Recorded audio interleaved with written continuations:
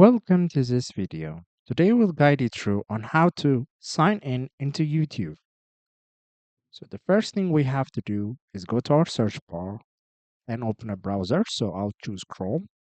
Click and open Chrome. Then next what we do is search for YouTube. Then we will open up YouTube. And here is the YouTube page. To sign in, we go to the top right corner and select the sign in button. And here we have to input our email address. After inputting our email address, then we need to input our password. So after inputting our password, here we are, we're logged into YouTube.